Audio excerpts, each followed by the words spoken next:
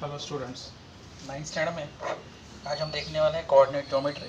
ये coordinate geometry का जो इस्तेमाल है ये फिज़िक्स, इंजीनियरिंग में, साइंस में, नॉट ओनली दैट आर्ट में, सिस्मोलॉजी जैसे ब्रांच है उसमें इसका इस्तेमाल किया जाता है।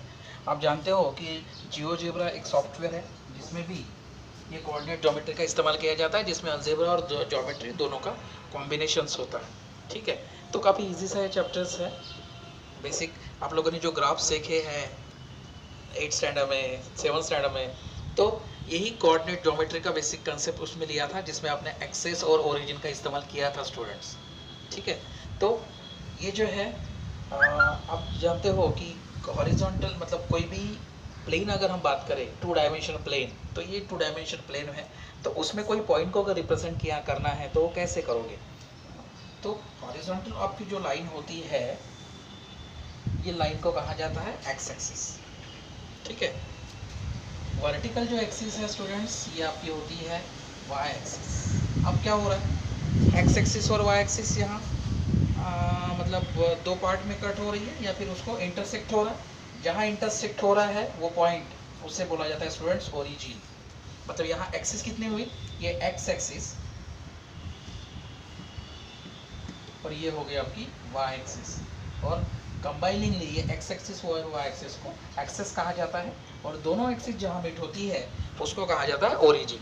ठीक है, तो ये जो ओरिजिन है, अब नंबर लाइन, अब उसको नंबरिंग कैसे देंगे? तो एक्स एक्सिस जो होती है, एक्स एक्सिस के राइट साइड में, मतलब ये वाली साइड में हमेशा होते हैं पॉजिटिव नंबर स्टूडेंट्स।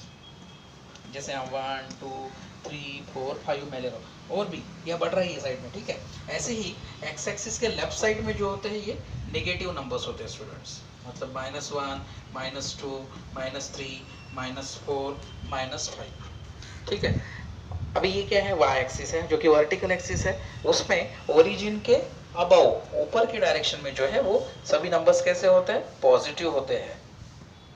तो यहाँ पॉजिटिव नंबर्स में ले रहा हूँ 1 2 3 4 5 6, और वाई एक्सिस के बिलो, वाई एक्सिस में बिलो द ओरिजिन जो रहेंगे वो आपके होते हैं नेगेटिव नंबर्स। तो ये आपको पता होना चाहिए। ठीक है, यहाँ -1 -2 -3 -4 -5 -6, दैट मीन्स क्या हुआ, एक्स एक्सिस को भी 2 पार्ट में डिवाइड हुआ, ये पॉजिटिव एक्स एक्सिस हुई और ये नेगेटिव एक्स एक्सिस हुई, बराबर है। वैसे ही ये पॉजिटिव वाई एक्सिस हुई, ये नेगेटिव वाई एक्सिस हुई। ठीक है ना, अब यहाँ देखोगे कि अभी ये टोटल जो कोऑर्डिनेट सिस्टम हमारा है, अब उसके 4 अलग अलग सेक्शंस बन गए, लाइक एज अ कमरे जैसे बोलते हैं, रूम्स बन गए। ठीक है, तो हर एक सेक्शंस को, हर एक पार्ट को कहा जाता है क्वाड्रेंट। तो ऐसे अगर हम इसको एंटी क्लॉकवाइज हमें लेना है तो ये आपका होगा फर्स्ट क्वाड्रेंट, ये आपका होगा यहाँ सेकंड क्वाड्रेंट, ये आपका होगा यहाँ थर्ड क्वाड्रेंट, बराबर है। यहाँ आपका ये होगा फोर्थ क्वाड्रेंट। मतलब एक्स और वाई के इस कारण से ये टोटल अभी आपके टोटल 4 अलग अलग सेक्शन बन गए, जिसे हम 4 क्वाड्रेंट बोलेंगे। इसे एंटी क्लॉकवाइज आपको ये करना है, तो आप देखोगे ये फर्स्ट, ये सेकंड, ये थर्ड और ये फोर्थ, है ना। तो इस तरह से ये एक्सेस, ओरिजिन, क्वाड्रेंट हमने देखे, है ना। अब इस क्वाड्रेंट में या फिर अब इस एक्सेस कोऑर्डिनेट सिस्टम में लाइंस को कैसे रिप्रेजेंट करते हैं, कोऑर्डिनेट को कैसे रिप्रेजेंट करते हैं, वो हम देखने वाले हैं। उसमें एक चीज याद रखो कि जैसे फर्स्ट जो क्वाड्रेंट है, ये फर्स्ट क्वाड्रेंट में एक्स एक्सिस ये है, ये आपकी वाई एक्सिस है, बराबर है। तो एक्स एक्सिस में पहला जो कोऑर्डिनेट है एक्स एक्सिस का वो हमेशा पॉजिटिव होता है, दिख रहा है आपको ये पॉजिटिव, है ना। वैसे ही अगर हम वाई एक्सिस में देखेंगे तो ये भी पॉजिटिव है। तो हमेशा याद रखो दोनों पॉइंट एक्स और वाई, दोनों कोऑर्डिनेट जो होते हैं पॉजिटिव पॉजिटिव होते हैं। वेराज अगर हम सेकंड क्वाड्रेंट की बात करें तो एक्स क्वाड्रेंट है नेगेटिव और वाई क्वाड्रेंट है पॉजिटिव, बराबर है। अगर हम थर्ड क्वाड्रेंट की बात करें तो थर्ड क्वाड्रेंट में एक्स एक्सिस है नेगेटिव और वाई एक्सिस भी नेगेटिव, मतलब दोनों जो क्वाड्रेंट है वो नेगेटिव नेगेटिव है। थर्ड जो फोर्थ जो क्वाड्रेंट है उसमें देखोगे एक्स एक्सिस जो है वो है पॉजिटिव और आपका जो वाई जो कोऑर्डिनेट है वो है नेगेटिव। ठीक है, तो ये चीज आपको पता होना चाहिए कि यहाँ कई बार ऐसा दिया जाता है, दो कोऑर्डिनेट दिए जाते हैं और आपको पूछा जाता है कि क्वाड्रेंट कौन सा है, तो दोनों पॉजिटिव पॉजिटिव रहा एक्स और वाई, फर्स्ट है, दोनों नेगेटिव नेगेटिव रहा तो थर्ड है, एक्स एक्सिस नेगेटिव और वाई एक्सिस पॉजिटिव रहा तो सेकंड रहेगा, और इस तरह से ये प्लस और माइनस रहा तो ये होगा आपका फोर्थ क्वाड्रेंट। ठीक है, अब ऐसे इसमें अगर हमें मतलब नंबर्स को रिप्रेजेंट करना है तो कैसे करना है, जैसे मैं यहाँ लेता हूँ सपोज ए, बी, सी और डी। ठीक है, तो ये क्वाड्रेंट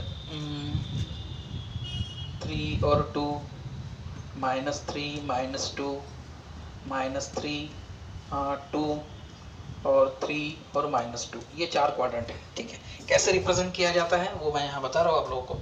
देखिए कि पहला है सपोज 3 2 को रिप्रेजेंट करना है तो हमेशा पहला x कोऑर्डिनेट लेना है, आपको x एक्सिस लेना है और दूसरा जो है y कोऑर्डिनेट लेना है। ठीक है, तो 3 2 x में देखोगे 3 कहाँ, यहाँ, और y में 2 कहाँ है, पॉजिटिव 2 जो पर देखो यहाँ पॉजिटिव 2 है तो ये यहाँ, मतलब ये लाइन इस तरह से आएगी और ये लाइन इस तरह से आएगी। ये पहला है इसलिए मैं इस तरह से ये करके दिखा रहा हूँ, है ना, प्रैक्टिस होने के बाद आपको ये इजीली आ जाएगा। तो ये x का 3, तो ये a जो है ये x से 3 y से 2, बराबर है।